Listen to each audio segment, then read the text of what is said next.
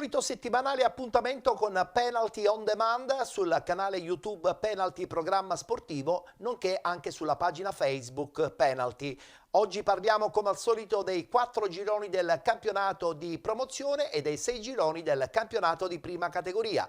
Partiamo subito e lo facciamo con il girone A del campionato di promozione.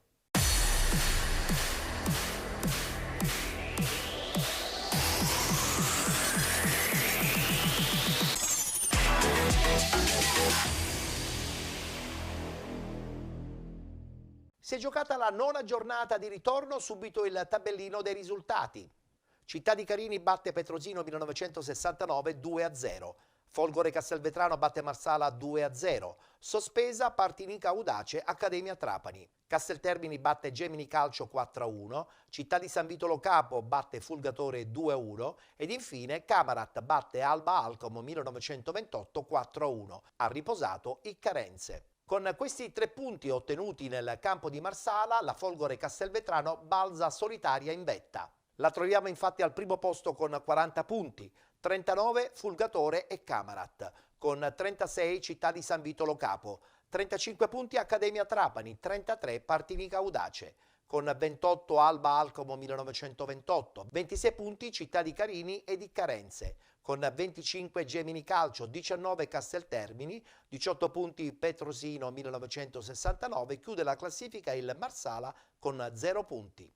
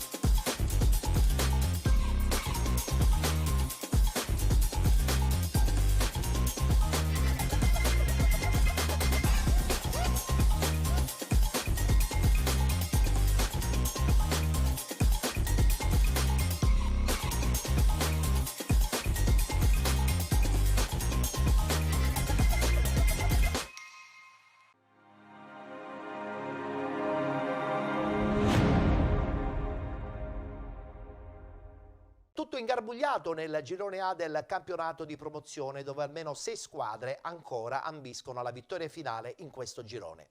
Adesso è la volta del girone B.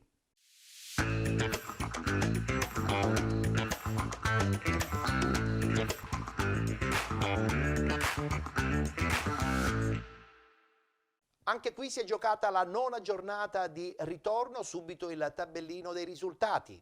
Gioiosa batte Città di Casteldaccia 1-0, Villarosa Calcio Pro Falcone 1-1, Aspra batte San Fratello 2-1, Città di Mistretta Sant'Angiolese 0-0, Geraci batte Castelluccese 2-1, Lascari Cefalù batte Super Giovane Castelbuono 2-1, ha riposato il Gorgonia Delia. È sempre più solitaria la fuga del Geraci in questo girone A del campionato di promozione. Si aspetta soltanto la certezza matematica. Guardiamo la classifica, dove troviamo al primo posto la squadra di Gaetano Mirto con 48 punti, 41 per Aspra, 37 punti Lascari Cefalù, con 34 Supergiovane Castelbuono, 32 Gioiosa, con 31 Sant'Angiolese, 29 Gorgonia Delia, con 24 Castelluccese, 20 Città di Mistretta, 18 punti per San Fratello, Villa Rosa Calcio e Città di Casteldaccia. Chiude la classifica il Pro Falcone con 17 punti.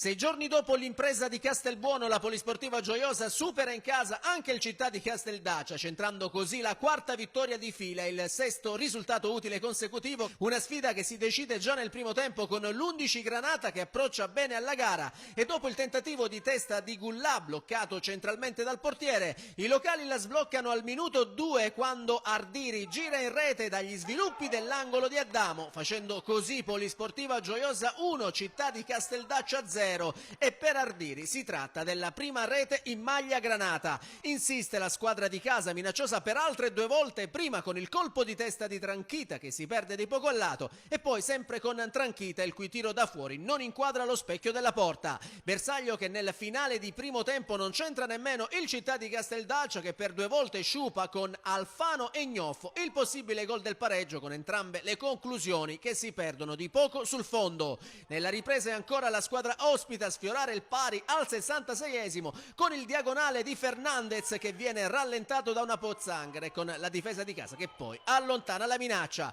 Il Gioiosa dal canto suo tenta di chiudere i conti ma anche il sinistro di Capitan Tindaro Calabrese non sortisce l'effetto sperato. Il Gioiosa vola al quinto posto in classifica con 32 punti mentre il Città di Casteldaccia rimane al penultimo posto con 18 punti.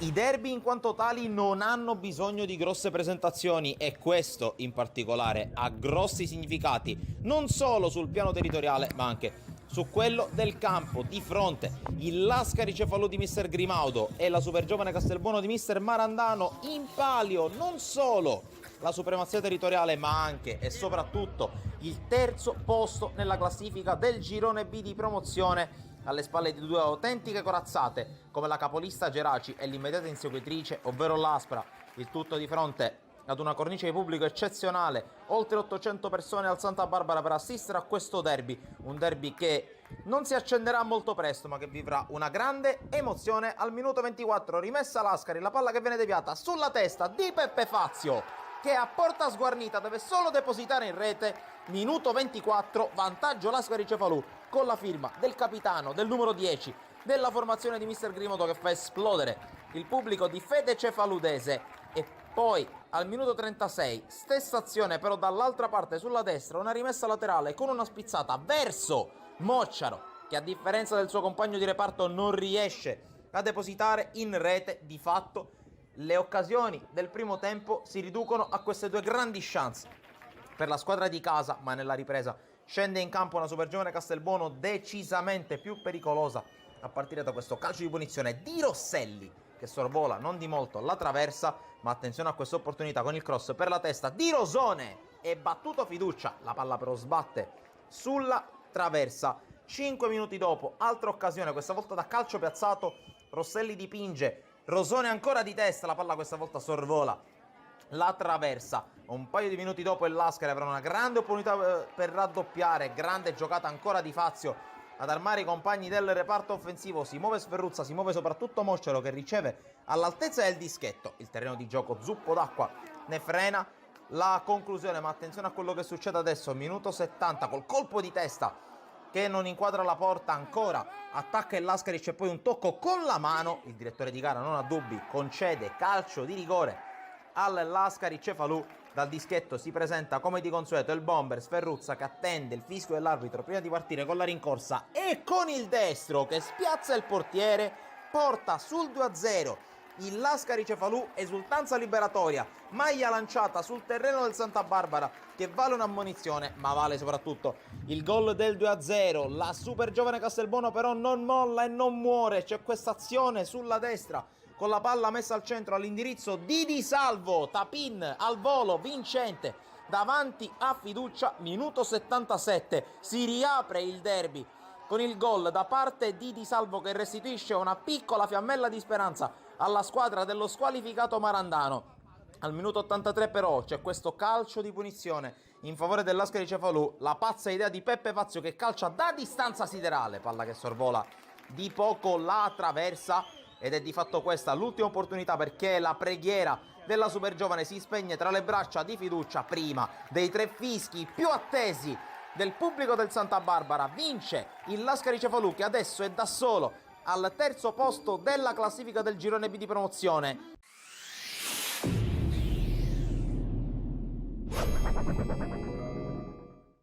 Manca solo la certezza matematica per il Geraci di Gaetano Mirto, mentre invece c'è bagarre per quanto riguarda tutta la griglia playoff. Così come c'è anche molta bagarre nella griglia playoff del girone C.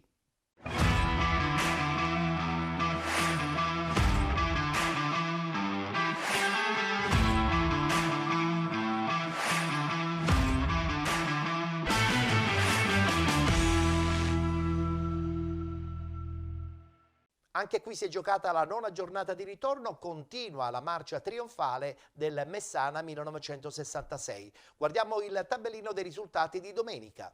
RSC Riposto batte Gescal 1-0, Città di Aci Sant'Antonio batte Sant'Alessio 1-0, Atletico Messina batte Città di Calatabiano 1-0, Catania San Pio X batte Nuova Azzurra Fenice 1-0.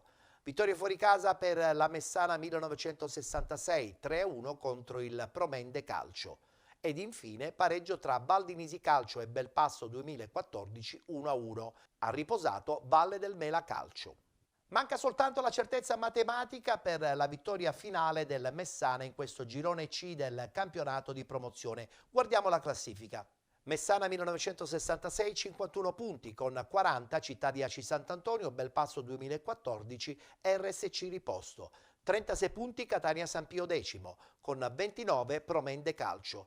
26 punti il Valdinisi Calcio, 22 Sant'Alessio, con 21 Atletico Messina, 19 punti per Città di Calatabiano e Valle del Mela Calcio. Ed infine 15 punti per Nuova Azzurra Fenice, chiude la classifica la Gescal con 11 punti.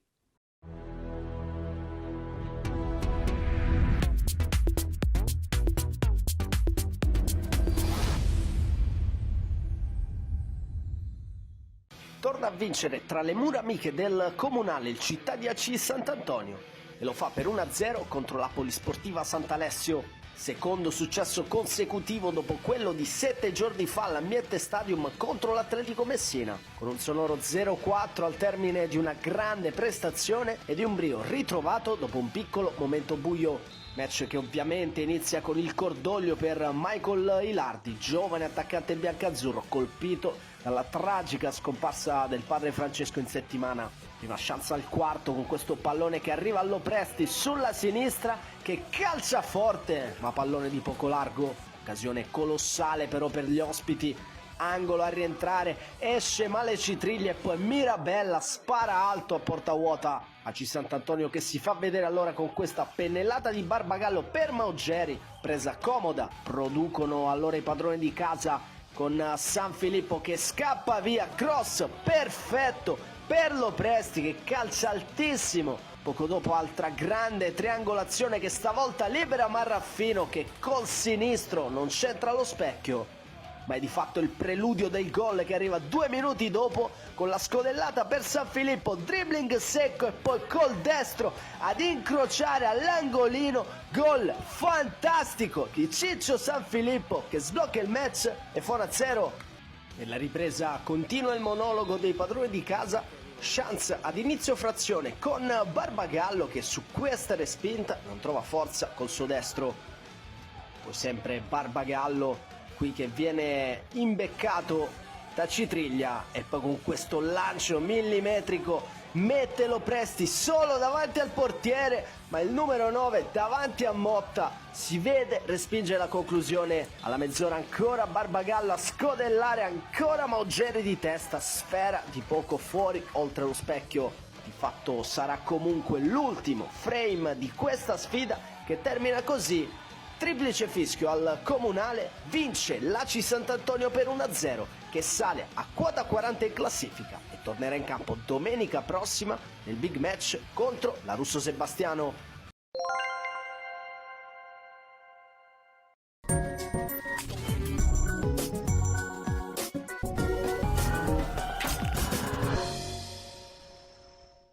La RSC si mette alle spalle dell'effetto pareggite e ritrova la via del successo pur soffrendo. 3 punti rigeneranti per la Russo Sebastiano, al fine di rimanere sulla scia di Belpasso e Aci Sant'Antonio. Quest'ultimo sarà proprio il prossimo avversario domenica 12 marzo alla Verna per la quart'ultima giornata. Si parla, come è noto, di play-off, non più di primo posto. La Messana infatti potrebbe già al prossimo giro o tutto al più in quello successivo brindare alla promozione diretta. All'Ambiente Stadium Tornitore a pallonetto fallisce il vantaggio, lo stesso fa Proietto che si fa ipnotizzare dall'estremo peloritano. Poi ci prova 2 volte Castorina, davvero sfortunato alla mezz'ora del primo tempo perché dopo queste 2 occasioni si fa male ed è costretto a lasciare il campo. Auguri di pronta guarigione, speriamo di rivederlo presto in campo. Entra Napoli al suo posto. Al 45esimo il gol partita, come dicevamo meritato punizione di Leotta, irrompe Salemi e di prima intenzione spedisce la palla all'incrocio dei pali per lo 0-1. Ci pensa dunque un difensore, Fabio Salemi, a spaccare la partita a Messina realizzando il secondo gol personale in stagione. Nella ripresa Papa sfiora il bis e fallito lo 0-2, la Gescal si mette in moto per creare un bel po' di apprensione agli avversari e soprattutto alla rientrante Cisterna. Un brutto quarto d'ora per la RSC che resiste agli assalti avversari più volte vicini al pareggio. E poi la formazione ripossese ricomincia dopo il quarto d'ora ad attaccare, ma si perde sul più bello e in particolare con questa occasione di Leotta in contropiede. E così risultato in bilico fino alla fine e occasione Gescal nei minuti finali appunto neutralizzata dallo straordinario Cisterna che con un balzo devia il pallone in calcio d'angolo. La RSC Riposto vince dunque in casa della Gescal per 1-0 e prepara le ultime 4 giornate per raccogliere più punti possibili per rimanere nella migliore posizione all'interno della griglia playoff.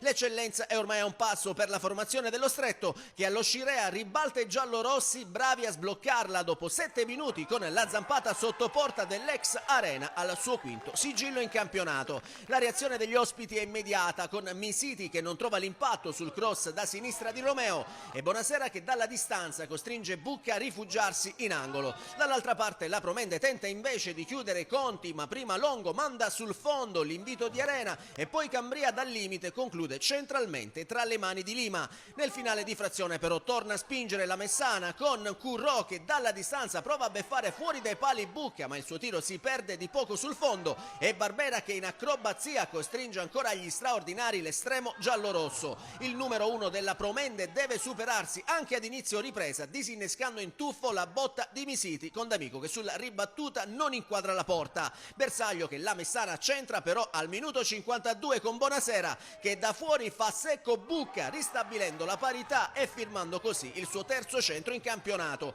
Gli ospiti tentano subito di portarsi in vantaggio e solo l'ennesimo intervento di Bucca nega a Marino la gioia del raddoppio. Al 63esimo però la Promende rimane in 10 uomini per l'espulsione di Cambria che si becca dall'arbitro il secondo giallo della sua partita per il fallo su Calcagno. Nonostante l'inferiorità numerica i giallorossi avrebbero comunque la palla del nuovo vantaggio, ma Longo ben servito da Arena si fa ipnotizzare da Lima. Così per una legge del calcio non scritta, gol sbagliato, gol subito al minuto 80 e la Messana a passare quando D'Amico aggancia in aria l'invito diamante dopo aver scartato il neoentrato La Rosa, mette dentro il 2-1 per i suoi e il suo 13° sigillo in campionato. L'11 dello Stretto non si ferma e così al minuto 88 chiude la pratica Promende su calcio di rigore concesso dal direttore di gara per il fallo di Michalizzi su D'Amico e dagli 11 metri Misiti non sbaglia facendo così Promende 1, Messana 3 e per Misiti è la quarta rete in campionato. La Messana si conferma al primo posto in classifica nel girone C di promozione con 51 punti, mentre la Promende rimane al sesto posto con 29 punti.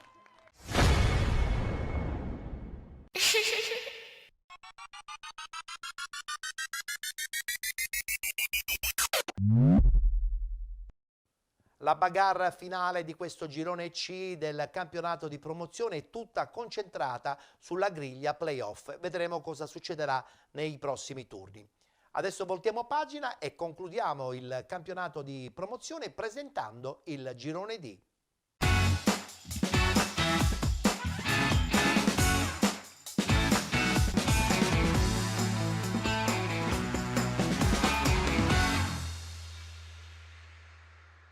Si è concluso 1-1 lo scontro al vertice tra SC Gela e Vittoria. Ma guardiamo i risultati di questa nona giornata di ritorno. FCM Mister Bianco 2011 batte Megara 1908 1-0. Pro Ragusa Città di Avola 2020 1-1. Priolo Gargallo batte Mister Bianco Calcio 4-0. Atletico Catania 94 batte Vizzini Calcio 1-0. Frigentini batte Città di Caricattini 1-0. Ed infine pareggio tra Gimnica Scordia Scicli 1-1 ed SC Gela Vittoria, finita anche questa 1-1. I risultati di domenica sono stati certamente favorevoli per l'FCM Mister Bianco 2011, ma anche per quanto riguarda l'Atletico Catania 94, che ha approfittato certamente del pareggio interno tra SC Gela e Vittoria. Ma guardiamo la classifica attuale.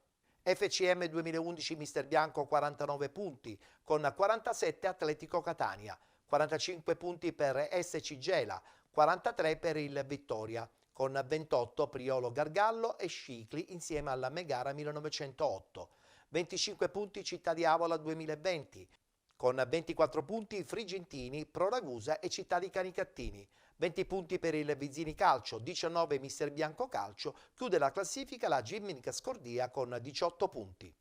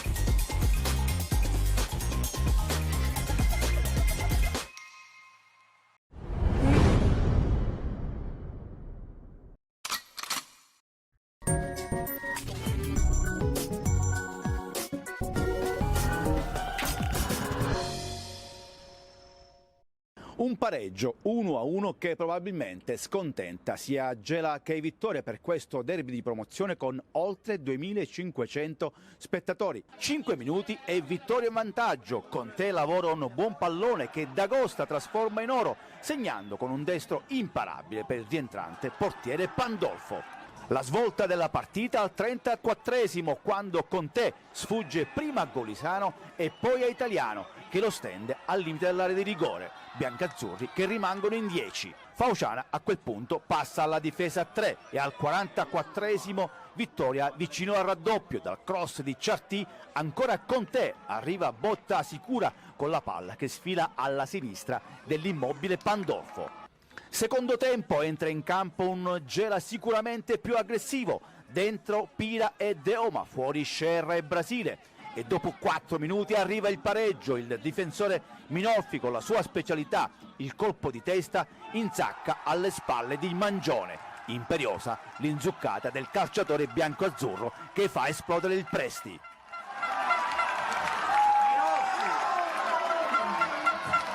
'67esimo Gela anche sfortunato, perde proprio Minolfi, il migliore in campo. Al suo posto Caci con Pira che arretra sulla linea dei difensori. A 15 dalla fine Mauro è bravo a rubar palla e involarsi in contropiede, la conclusione però è sballata. 39esimo, che opportunità per i bianco-azzurri, Caci apre per Cosentino, il cui cross teso trova lo smarcato Deoma davanti a Mangione, palla alta e imprecazione degli oltre 2000 del Presti. E a tempo praticamente scaduto, occasione anche per il Vittoria con Bojang che sfila Pira e mira sul secondo palo. La palla finisce di pochissimo al lato. Dopo 5 di recupero finisce il derby 1-1. Ridono sicuramente Mister Bianco e Atletico Catania.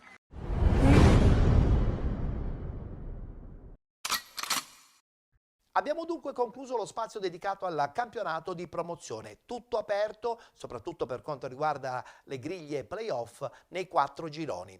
Voltiamo pagina perché adesso parliamo di prima categoria con i risultati, le classifiche e le immagini dei 6 gironi.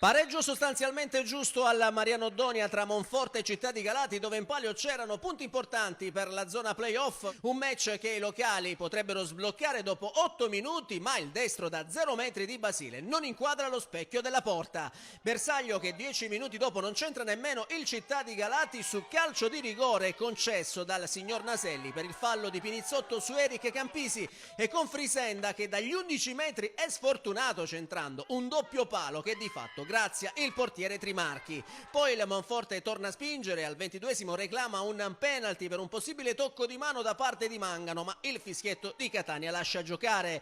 Insiste la squadra di Miceli che ci prova prima con il calcio piazzato di Quattrocchi messo in angolo da De Francesco e poi con il destro da parte di Lisa che si perde sul fondo. Dall'altra parte il Città di Galati tenta di colpire su corner, ma il tiro volante di Matteo Serio è disinnescato da Basile. Monforte che però passa al minuto 30 quando l'intramontabile Paolino Cannuni, nonostante le quasi 44 primavere sulle spalle, raccoglie la punizione di Midili e con una conclusione volante mette alle spalle del portiere il vantaggio per i suoi e il suo terzo sigillo in campionato. Al 36esimo rischia di farsi seriamente male Chillari, che nel tentativo di allontanare il pallone di testa subisce un colpo al naso che gli provoca del sanguinamento, ma alla fine il giocatore di casa stringe i denti e rientra in campo. Al 41esimo però il Città di Galati acciuffa il pareggio con Frisenda che dal limite fulmina Trimarchi, facendo così Monforte 1, Città di Galati 1, e per Frisenda è il gol numero 14 in campionato.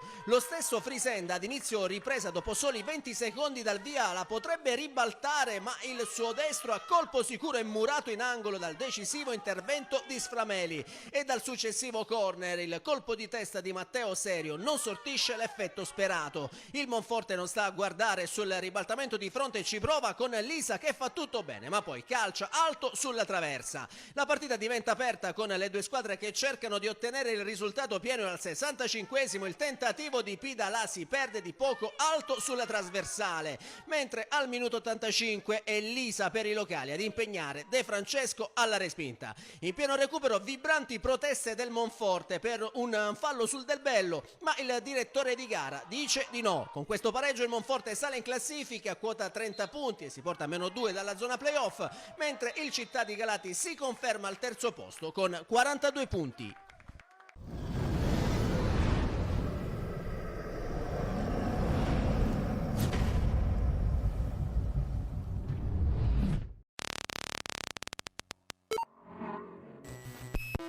Ventiduesima giornata nel campionato di prima categoria, girone D. Arriva al Pietro Gangemi di Torregrotta la capolista Aquila Bafia, reduce dalla vittoria sulla Folgore Milazzo di fronte agli avversari rosso-blu di mister Borelli, squalificato, reduci dalla sconfitta di misura in casa del Rodi Milici. Si parte col film del primo tempo, 5 minuti, prima occasione Torregrotta, la palla che arriva alla Spada al volo, la mette direttamente fuori. 12esimo cross dalla destra per Castellino, colpo di testa che termina al lato. Minuto 20, palla di Durante ancora in avanti per Castellino, si gira, conclude col destro, parata plastica di Maceri. Minuto 23, attacca il Torregrotta con la Spada per vie centrali, cerca e trova Errante, si ritrova davanti al portiere, tutto fermo per presunta posizione di fuorigioco, resta qualche dubbio, si fa male a Rizzi, entra Previti. Minuto 33, calcio di punizione di Mastroianni, pallone che passa, bella la parata di Maceri che mette in calcio d'angolo. Minuto 35, 5, rimessa laterale, la Guidara per Castellino, conclusione con Mancino che finisce oltre l'incrocio, 38esimo,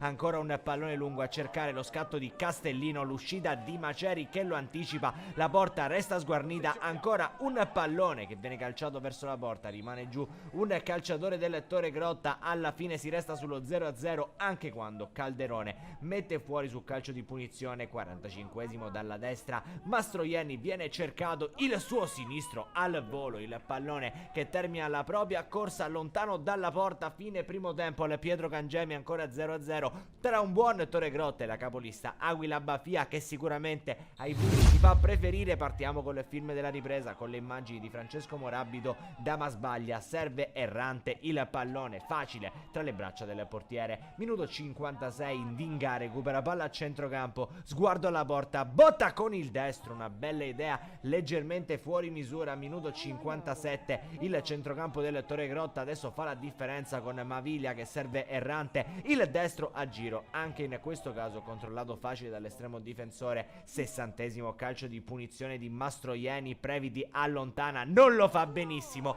è l'assist giusto per Rotella che gira con il sinistro in porta, 0-1 Aquila Bafia, in gol il numero 19 al minuto 61, esce la spada ed entra Cangemi, minuto 70, la Guidara per Mastroianni, attacca l'Aquila Bafia che sfiora il gol del raddoppio, il pallone termina fuori dopo un batti in area di rigore, minuto 73, palla di Mastroianni per l'autore del gol dell'1-0, Rotella che a sinistra entra in area di rigore, converge verso il centro, conclusione col destro che sibila il palo, minuto 78, l'Aquila Bafia prova a chiudere il match con lancio per Calderone a destra, guarda in area, vede l'inserimento di Castellino, conclude di prima intenzione, si divora il 2-0, 80esimo, entra Visalli, esce Caselli ma non c'è più tempo, il Torre Grotta cede alla capolista Aquila Bafia che passa 1-0 al Pietro Cangemi grazie al gol di Rotella.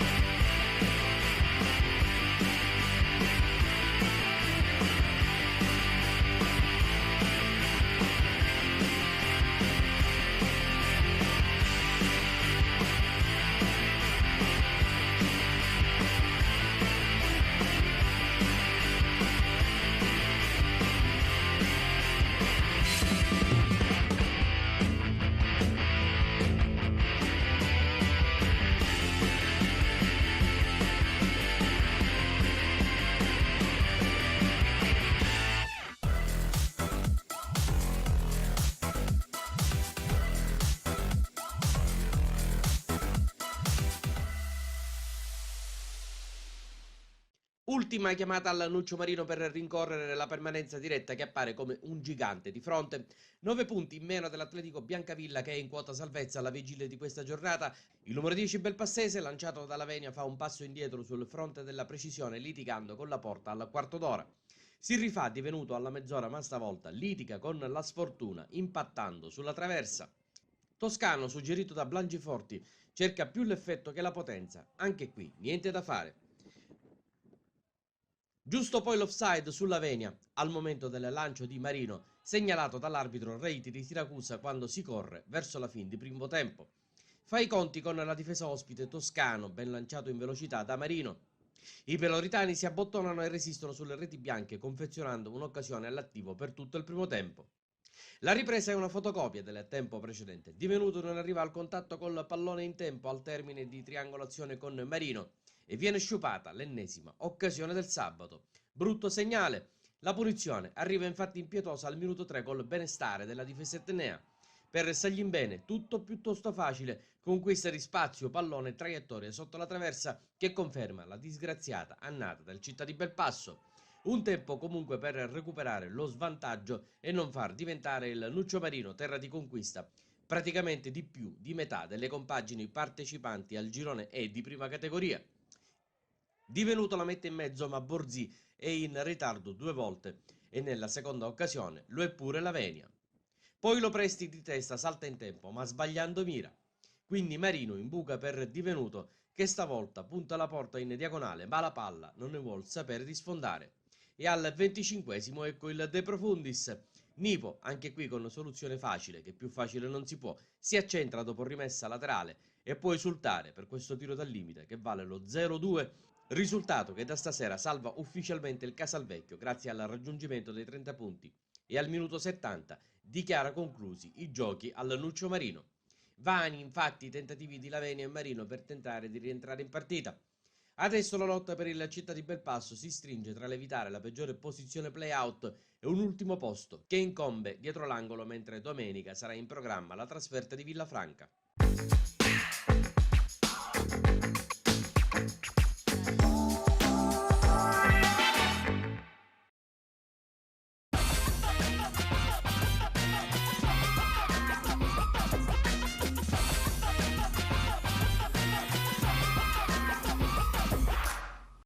Ventiduesima giornata del girone di prima categoria. A sfidarsi Real Italia per Franco Zakami e Città di Lingua Grossa. Dirige il signor Marco Allegra della sezione di Acireale. Squadre che entrano in campo: consueto completo blu per la Real Italia, biancorossa la divisa del Città di Lingua Grossa. Rimessa a cercare Gerbino, lo scarico per Ventaloro, rientra il dribbling, ancora Ventaloro con il destro ed il Città di Lingua Grossa la sblocca subito con il tiro da fuori area di Andrea Ventaloro, che deposita alle spalle di Grimaldi e porta i suoi in vantaggio. Punizione direttamente in porta, vola Grimaldi a dire di no e concede solo corner. Pioggia che si fa più fitta, Silipigni in mezzo per Acquaviva, destro respinto, palla buona per Trimarchi, la controlla, messa arretrata, tocco sporco di D'Angelo sul secondo palo, palla che schizza, va via, si perde sul fondo. Lotta Dumitrascu, esce vincente, ancora il numero 9 che va via, 2 contro 1, aspetta il rimorchio, ne salta un altro Dumitrascu, poi serve la Guzza che se la aggiusta e calcia, trova il gol del raddoppio. Ma che azione di Dumitrascu, che parte da centrocampo e offre un cioccolatino alla Guzza, che cambia ancora il tabellino. Sempre Lingua Grossa, altro pallone che passa per Dumitrascu, l'imbucata per Ajmi che va col destro, attento Grimaldi a respingere, poi libera Finocchiaro. Corner corto, lo scambio per Bonfiglio che la mette sul secondo palo ma non trova nessuno per la deviazione vincente. Palla per Bonamonte, attaccato dal solito Dumitrascu, chiedono un fallo, ancora Dumitrascu, vince un contrasto, si presenta davanti a Grimaldi e lo scavalca con il tocco sotto. Corona la sua prestazione da assoluto protagonista con la rete che potrebbe chiudere definitivamente il match. Adesso è 3-0 per il Città di Lingua Grossa. Romeo va da Bonamonte di prima a trovare D'Angelo, fa scorrere davanti a Vecchio, apre il piattone e realizza il meritato gol per la Real Italia. La firma è del migliore in campo per i suoi, Cristian D'Angelo, fa 1-3 e Real Italia che tenta di riaprire la sfida. Si inserisce a Leo alle spalle della difesa, ancora Leo va col destro che termina alto. Rimessa per Trimarchi, la fa scorrere, poi prova il tiro, pallone che viene buono per Costa, col sinistro non riesce a trovare la porta di Vecchio. Bonamonte, passaggio per Costa, alza la testa il terzino, traversone a trovare Bonfiglio che va di testa, ma Vecchio è attento e blocca. Rimessa lungolinea ma non c'è più tempo. Finisce qua con il Città di Lingua Grossa che si impone per 3-1 e si porta ad un solo punto dalla capolista Gaggi. Real Italia che può celebrare la salvezza matematica.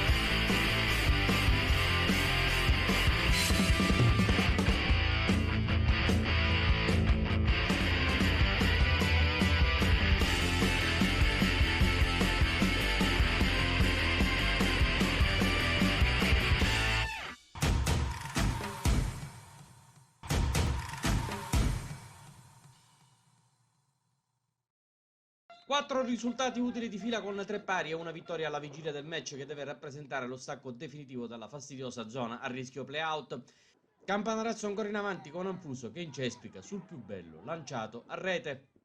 Al 24esimo giacalone per Marziale che si porta a spasso, mezzo gelo al limite dell'area, palla indietro per Russo, piattone di prima per Gelardi che la stoppa col destro, si gira di sinistro, coglie il montante Anfuso sulla ribattuta, può esultare e porta avanti il Campanarazzo a metà tempo, legittimata una supremazia territoriale che stende un avversario sin qui non pervenuto.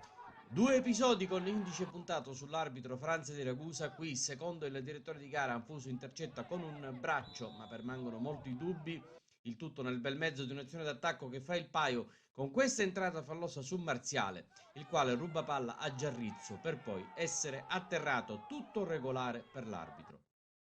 Unica fase di sofferenza nell'arco dei primi 45 minuti del Campanarazzo e Gela che con Campanaro va vicino al colpo dell'1-1, lancio sul filo del fuorigioco e palla sul fondo che crea qualche brivido ai padroni di casa, che dall'altro lato cercano di chiudere a chiave una partita pericolosa con Marziale, Marino devia in maniera decisiva e con Russo che pesca in aria Danilo Fazio, girata e palla alta e si va così all'intervallo sul risultato di 1-0, un vantaggio meritato per il Campanarazzo, ma non certo rassicurante in vista della ripresa. Marziale che traballa al Valentino Mazzola e Campanarazzo avulso dal contesto al rientro in campo. 3 minuti e da un calcio d'angolo si intrufola questo pallone che vede l'ultimo tocco di Uccellatore, mentre dovrebbe essere oltre la linea quello del neoentrato Smecca. Per il Gela è incredibile, ma nemmeno tanto per i tristi presagi già in essere da qualche tempo. Il Gela pareggia e si rianima e per pura casualità non trova il sorpasso al minuto 6 sempre con Smecca, atterrato tra l'altro al momento di battere a rete vibranti proteste da parte degli ospiti, i quali però a uno dal decimo ottengono un altro calcio d'angolo. Il Campanarazzo non riesce proprio a uscire e una serie di palle trasferite a Ponte consente a Valenza di fare 1-2. Il Campanarazzo e 10 minuti di follia, manuale dettagliato di come perdere una partita dopo averla dominata.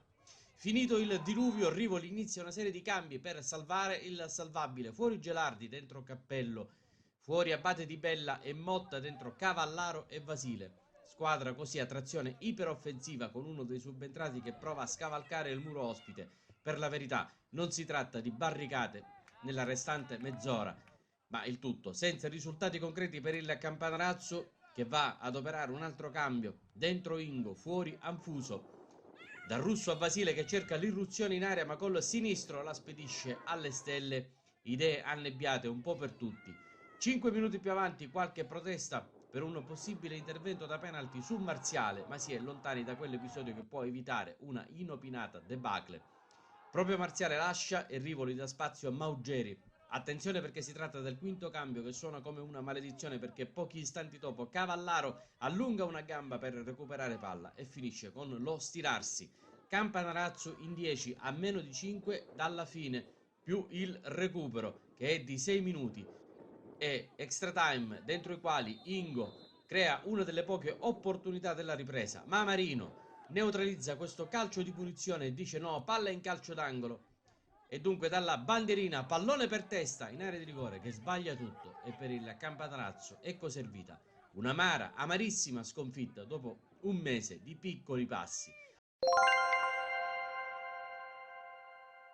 Con le immagini, i risultati e le classifiche dei 6 gironi del campionato di prima categoria abbiamo concluso qui la puntata settimanale on demand di Penalty, tutto il calcio di cui il calcio vero non parla mai, in onda sul canale YouTube Penalty Programma Sportivo e anche sulla pagina Facebook Penalty. Il giovedì parliamo solo dei 4 gironi del campionato di promozione e, come ho detto poc'anzi, anche dei 6 gironi del campionato di prima categoria.